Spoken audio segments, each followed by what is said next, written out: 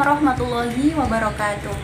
Melalui pembelajaran virtual seperti ini, kita akan melanjutkan pembelajaran minggu lalu, masih sama, yaitu pembelajaran bahasa Indonesia. Pada pertemuan hari ini, kita akan melaksanakan pembelajaran menulis pada siswa SMP kelas 8 semester dasar. Bagaimana selengkapnya? Mari kita saksikan bersama.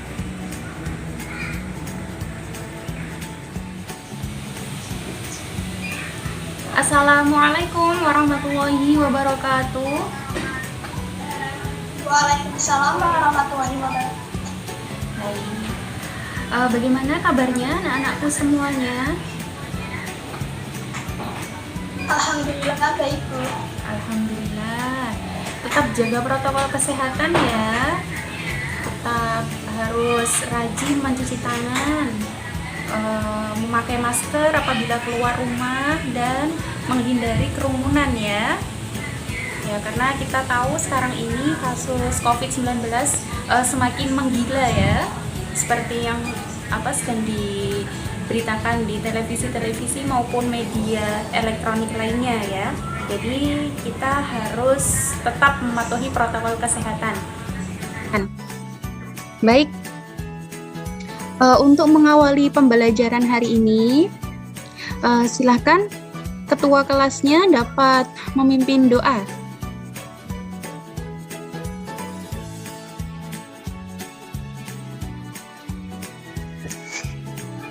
Berdoa di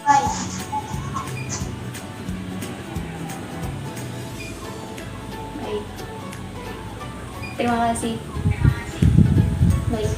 Sambil Ibu melaksanakan presensi kalian ya. Jadi anak-anak bisa sambil menyiapkan peralatan alat tulisnya.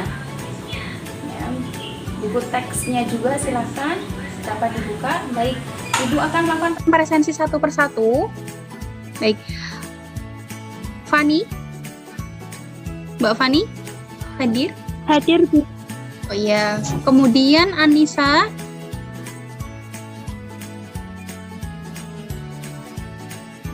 hadir? Oh iya, mungkin jaringan ya. Kemudian Ahmad, ya silakan Mas Ahmad bisa membuka kameranya.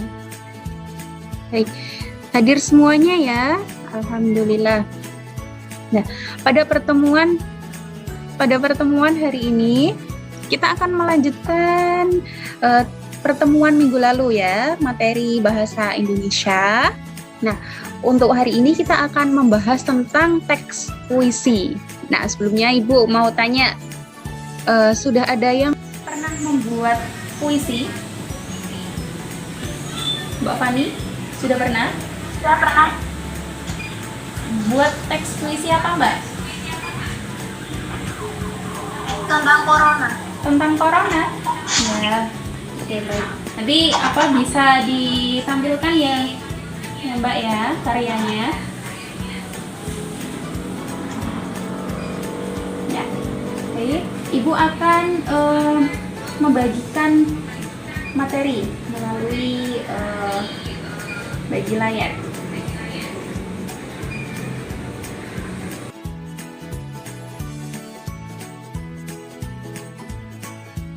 Baik, sudah menambah? Ya, sudah ya. Baik. Untuk pembelajaran teks puisi ini, di antaranya yaitu dengan kompetensi dasar, siswa dapat menyebutkan bagaimana pengertian puisi. Dapat menentukan unsur-unsur pembangunnya, baik unsur ekstrinsik maupun ekstrinsi. Kemudian dapat juga membedakan jenis-jenis puisi tersebut. Nah, nanti kita bahas lebih lanjut tentang apa itu puisi.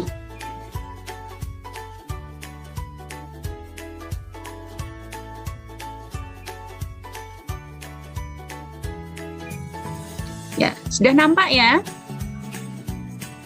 Sudah? Sudah. Sudah, baik. Nah, kita akan membahas tentang puisi terlebih dahulu. Nah, pengertian puisi itu apa sih? Nah, jadi Puisi itu merupakan sebuah bentuk karya sastra yang berisi ungkapan perasaan penyair dan bersifat imajinatif. Jadi gitu ya, sebuah karya sastra. Dalam puisi tersebut mengungkapkan perasaan dari seorang penyair atau penulisnya atau pengarangnya. Kemudian bersifat imajinatif. Ya, jadi berbeda ya dengan teks berita minggu lalu. Kalau teks berita itu menggunakan bahasa yang mudah dimengerti atau komunikatif. Nah, namun pada teks puisi ini menggunakan bahasa yang bersifat imajinatif. Ya, jadi penuh dengan imajinasi. Nah, kemudian disusun dengan struktur fisik dan struktur batin. Nah, istilahnya sama, pada hakikatnya istilahnya sama. Struktur fisik itu ya merupakan luaran ya atau struktur ekstrinsik ya. Jadi struktur fisik sama dengan struktur ekstrinsik. Kemudian struktur batin sama dengan struktur intrinsik ya. Jadi X dan in ya. Jadi itu saja. Pada hakikatnya sama. Jadi unsur luar, unsur dalam, unsur fisik maupun unsur batin. Nah, pada intinya sama, ya. Kemudian menurut Pradopo, puisi merupakan sebuah rekaman serta interpretasi, ya. Interpretasi ini sebuah gambaran, ya. Pengalaman manusia atau pengalaman seseorang yang sangat penting. Nah, dan digubah dalam bentuk yang berkesan. Nah, jadi dalam pengemasannya itu ya, dalam bahasa yang sangat berkesan ya. Baik. Lanjut, kita akan membahas tentang jenis-jenis puisi ya. Jadi, puisi itu macamnya banyak ya. Kemudian dikelompokkan menjadi dua. Yang pertama yaitu puisi lama dan puisi baru. Nah, sebelum kita membahas ke puisi baru, mari kita bahas terlebih dahulu apa itu puisi lama ya. Mungkin anak-anak mungkin sudah sering menjumpai ya, baik di buku teks ya, buku teks ini ya yang sudah dibagikan oleh sekolah ya. Mungkin sudah menemui beberapa contoh puisi ya. Seperti pantun, gurindam, syair. Nah, namun akan tetapi ternyata macam-macam puisi itu sudah dikelompokkan ya. Jadi ada beberapa jenis yang masuk dalam puisi lama dan juga ada beberapa yang masuk dalam jenis puisi baru. Nah, baik, kita ke puisi lama dulu. Puisi lama itu puisi yang masih terikat dengan aturan lama ya. Di antaranya yaitu aturan berupa bait, baris, rima, irama dan jumlah kata. Nah, contohnya apa sih? Nah, di antaranya itu ada mantra ya. Mantra ini biasanya bersifat ini ya, seperti doa ya. Doa-doa yang dilantunkan ya. Kemudian pantun. Nah, pantun sering kita jumpai juga. Seloka, karmina, gurindam, syair, dan talibun. Nah, kemudian bagaimana dari ciri puisi lama itu? Nah, puisi lama itu masih bersifat puisi rakyat. Jadi, dari lisan ke lisan ya, disampaikan dari lisan ke lisan. Jadi tidak diketahui pengarangnya itu siapa. Tuh ya.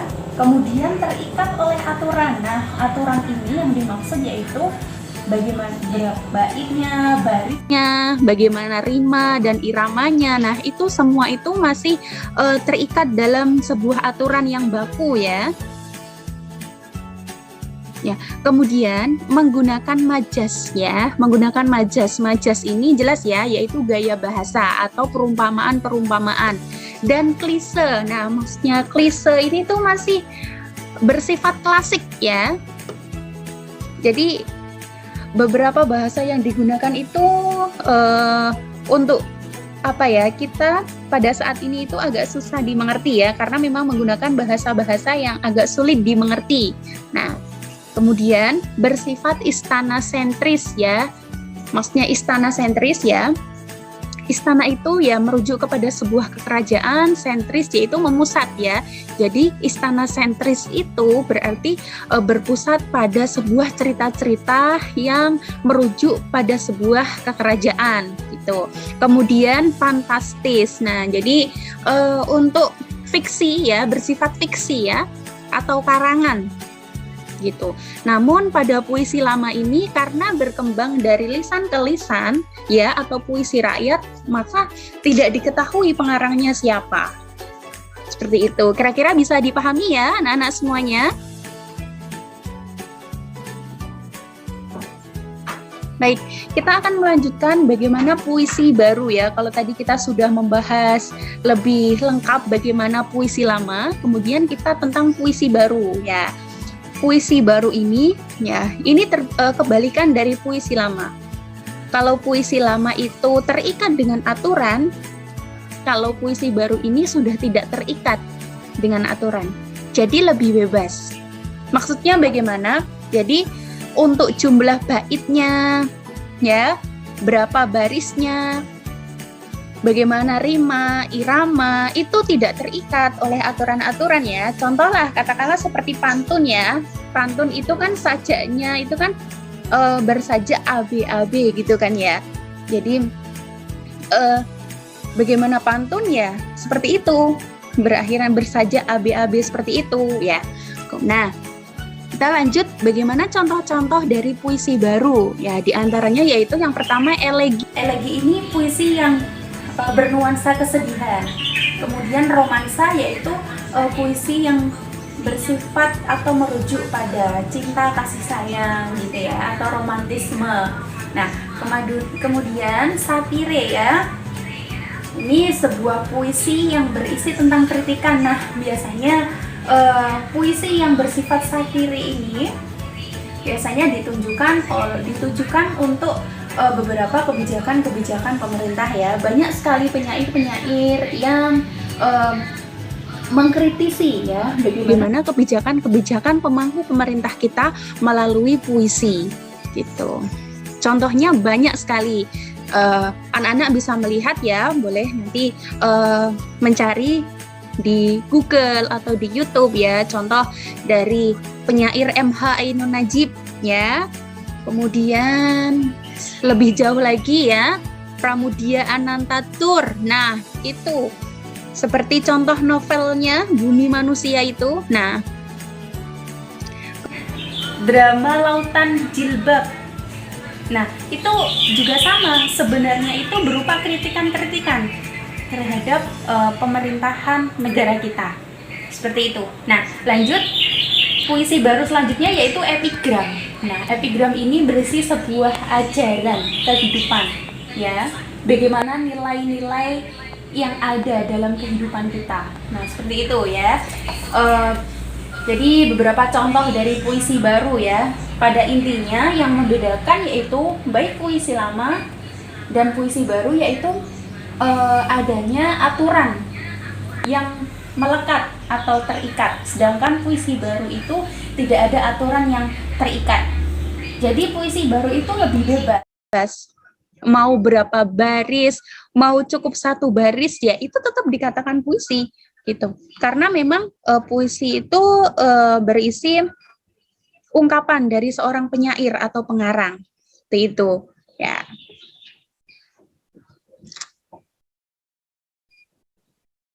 Kemudian dari ciri-ciri puisi baru ya. Yang pertama diketahui nama pengarangnya.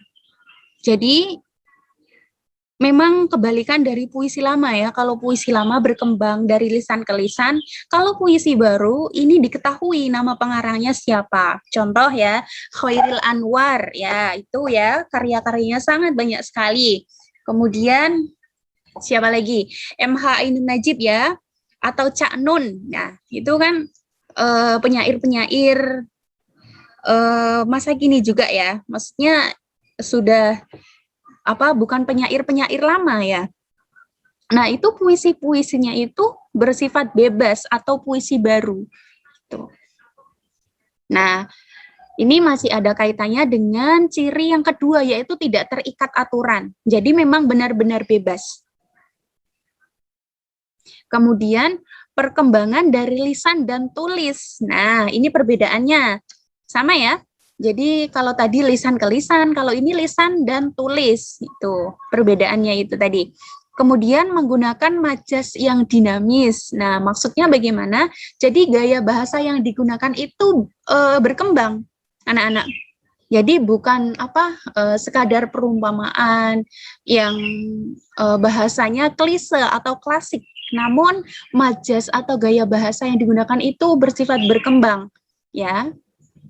Contoh dari puisi, ya. Misal aku ingin mencintaimu dengan sangat sederhana, ya, seperti api yang belum sempat mengucapkan salam terhadap kayu gitu. Nah, ya, seperti itu dari contoh puisi baru. Ya, sampai sini kira-kira ada pertanyaan? Belum? Belum? Ya, baik. Kita lanjut ya. Kemudian kita akan membahas tentang bagaimana struktur puisi, ya. Jadi struktur puisi ini ada dua, ya. Struktur fisik atau ekstrinsik dan struktur batin atau intrinsik, ya. Maknanya sama, ya. Artinya sama, ya. Kita membahas dulu tentang struktur fisik, ya. Yang pertama rima atau irama, yaitu persamaan bunyi yang terdapat pada puisi baik awal, tengah, akhir. Ya. Kemudian diksi atau pilihan katanya jelas. Kemudian majas atau penggunaan gaya bahasanya.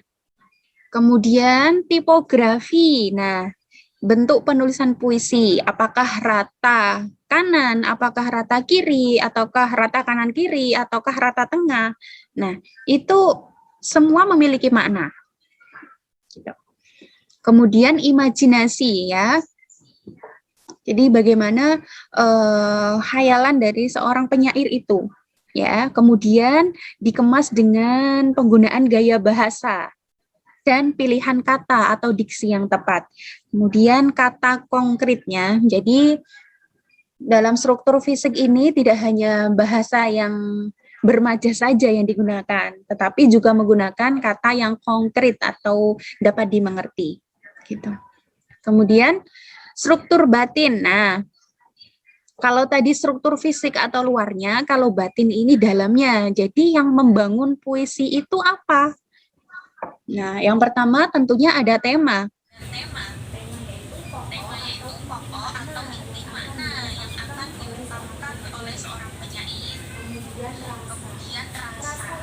Rasa itu bagaimana? Jadi sikap seorang penyair terhadap suatu pokok permasalahan yang ada dalam puisi. Nah, contoh seperti tadi Mbak Wani kan sudah membuat karya ya, karya puisi yang berjudul Corona. Nah, itu bagaimana rasa dalam puisi itu merupakan ungkapan sikap dari Mbak Wani terhadap permasalahan Corona yang terjadi dalam atau sekarang ini. Jadi seperti itu.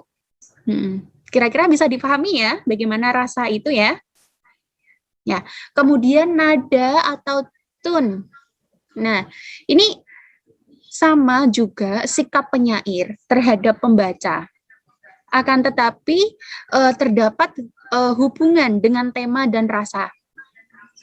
Jadi misal tadi Mbak Fani menyusun sebuah karya puisi yang berjudul Corona itu, bagaimana isinya itu turut menentukan bagaimana nada kita ketika membacanya. Kan lucu ya, ketika virus corona atau kita membuat karya tentang kaitannya dengan corona, kemudian nada yang kita gunakan itu nada yang bahagia. Lucu tidak? Lucu ya? Nah, jadi nada itu memang berkaitan atau berhubungan dengan tema serta rasa. Gitu. Jadi semua itu memang saling terikat. Ya, saling terikat dan saling mengait. Kemudian yang terakhir yaitu adanya amanat. Nah, amanat ini maksudnya adalah pesan. Pesan yang akan disampaikan oleh penyair terhadap pembaca. Jadi misal Mbak Fani tadi ya, karyanya Mbak Fani itu amanatnya apa? Pesannya apa yang akan disampaikan kepada pembaca? Gitu. Jadi puisi itu selain struktur fisiknya, yang tidak kalah penting struktur batinnya yang membangun puisi tersebut sehingga dapat dimengerti, dapat diterima oleh masyarakat, atau dapat dipahami oleh kita minimal sebagai pembacanya. Seperti itu. Nah, oke, sebelum kita akan berlatih menulis puisi, silakan ada yang mau bertanya? Silakan. Kiat menulis puisi yang baik itu seperti apa ya, Bu? Bagaimana Mbak? Bisa diulangi? Kiat menulis puisi yang baik itu seperti apa ya, Bu? Oh ya, terima kasih. Pertanyaannya bagus sekali dari Mbak Fani. Kiat menulis puisi yang baik seperti apa? Baik. Ini nanti ada kaitannya dengan latihan kita untuk menulis puisi atau pembelajaran menulis kita hari ini ya. Yang pertama untuk kiat-kiatnya tentu kita tentukan dulu temanya. Gitu. Tema yang akan kita angkat itu apa? Gitu. Namun bisa terbalik juga dalam arti kadang ada seseorang yang menyusun puisi sudah terfokus dengan tema, kemudian ia sulit untuk menyusun diksi atau pilihan katanya. Jadi ada juga yang menyusun diksinya terlebih dahulu, pilihan katanya, kemudian menentukan judulnya di akhir. Gitu. Jadi memang ada dua cara ya. Bisa kita menentukan tema terlebih dahulu, kemudian bisa menulis puisinya dengan pilihan kata-kata yang telah kita gunakan. Namun ada juga yang sedikit kesulitan ketika menentukan judul terlebih dahulu, kemudian bingung akan menggunakan pilihan kata seperti apa. Nah, Ibu yakin dua hal tersebut pasti terjadi pada kita semua. Kadang kita punya ide, tapi bingung untuk menulisnya itu harus menggunakan bahasa apa saja, pilihan katanya apa saja, seperti itu. Jadi ada dua cara ya. Gitu. Jadi kiatnya tadi ya menentukan tema, kemudian judul dan pilihan diksinya seperti apa, atau terbalik ya. Atau terbalik yaitu yakni menggunakan pilihan diksi katanya terlebih dahulu, kemudian baru menentukan judulnya. Seperti itu. Nah, kemudian kita juga harus menentukan amanat. Amanat yang akan kita sampaikan itu seperti apa. Tuh. Nah, kemudian diimbangi juga dengan pilihan gaya bahasa kita atau majas kita ya. Karena bagaimanapun dalam gaya bahasa ini akan turut mempengaruhi bagaimana rima dan irama kita. Ya, karena kita tahu sendiri ya, rima itu termasuk dalam rasa ya. Akan mempengaruhi rasa atau sikap kita. Seperti itu ya Mbak Fani ya. Jadi menentukan tema, kemudian bagaimana pilihan kata yang tepat, kemudian amanat yang akan kita sampaikan itu seperti apa gitu. Jadi bukan asal menyusun puisi dengan pilihan kata yang entah kita tidak tahu alurnya bagaimana gitu. Akan tetapi menentukan diksi atau pilihan katanya itu juga harus jelas ya, karena kaitannya dengan amanat atau pesan yang akan kita sampaikan. Seperti itu ya, bisa dipahami Mbak Fani? Bisa. Ya. Baik, selanjutnya dalam pembelajaran menulis ini ya, Ibu akan memberikan kesempatan ya kepada anak-anak semuanya untuk berlatih ya menulis karya puisi ya. Jadi yang pertama menentukan tema ya. Temanya yakni virus corona atau pandemi COVID-19. Nah, silakan anak-anak berlatih untuk pembelajaran menulis ini ya, membuat sebuah karya puisi. Baik. Atau sudah ada yang siap? Mungkin Mbak Fani?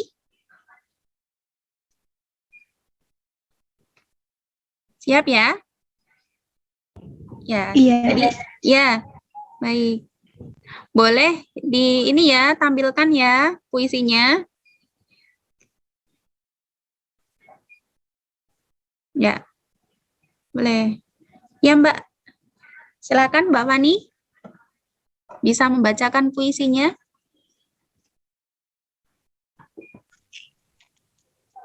Corona, hanya kaulah yang bisa orang diam di rumah. Belajar di rumah, hingga kerja pun di rumah.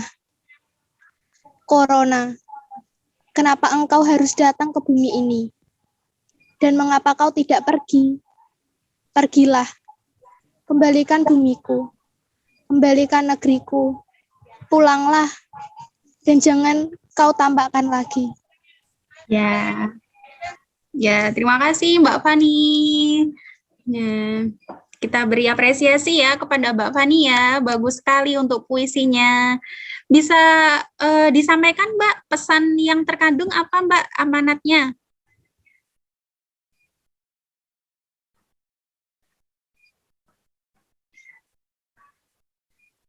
Apa Mbak isinya? Sebuah pengharapan atau bagaimana? Sebuah harapan agar virus corona dapat pergi dari bumi. Oh ya, amin ya. Kita sembari berdoa ya, semoga virus corona lekas pergi dari bumi kita ya. Amin, amin. Baik. Ibu rasa cukup ya untuk pembelajaran hari ini. Di pesan dari Ibu selalu ya, meskipun kita pandemi, kita harus tetap semangat dan rajin belajar ya. Pandemi itu tidak menghalangi kita ya untuk tidak membatasi kita untuk tetap belajar ya. Untuk tetap produktif juga, dan jangan lupa untuk selalu tetap menerapkan protokol kesehatan dimanapun berada ya. Baik, kita akhiri pertemuan kita pada hari ini dengan membaca hamdalah bersama. Alhamdulillahirabbil alamin. Baik, sampai jumpa minggu depan. Ibu mohon maaf apabila ada tutur kata yang kurang berkenan di hati anak-anakku semuanya. Wabillahi taufiq wal hidayah. Wassalamualaikum warahmatullahi wabarakatuh. Waalaikumsalam warahmatullahi wabarakatuh.